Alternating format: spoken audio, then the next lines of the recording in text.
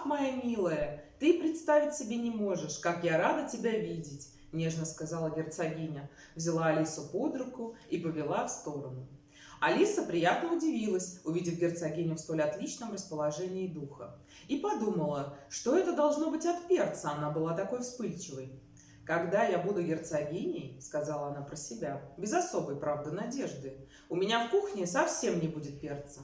Суп и без него вкусный. От перца, верно, и начинают всем перечить». Алиса очень обрадовалась, что открыла новое правило. «От уксуса куксятся, — продолжала она задумчиво, — от горчицы огорчаются, от лука лукавят, от вина винятся, а от сдобы добреют. Как жалко, что никто об этом не знает. Все было бы так просто, ели бы сдобу и добрели».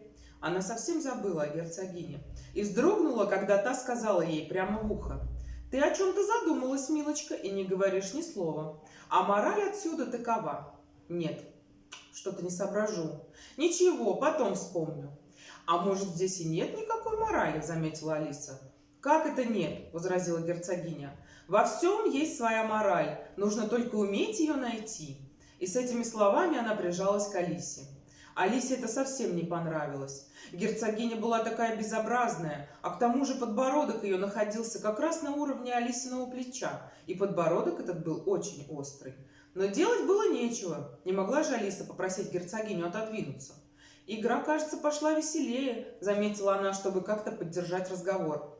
«Я совершенно с тобой согласна», — сказала герцогиня. «А мораль отсюда такова: любовь, любовь, ты движешь миром». «А мне казалось, что кто-то говорил, будто самое главное не соваться в чужие дела», — шепнула Алиса. «Так оно и одно и то же», — промолвила герцогиня, вонзая подбородок в Алисино плечо. «А мораль отсюда такова: думай о смысле, а слова придут сами».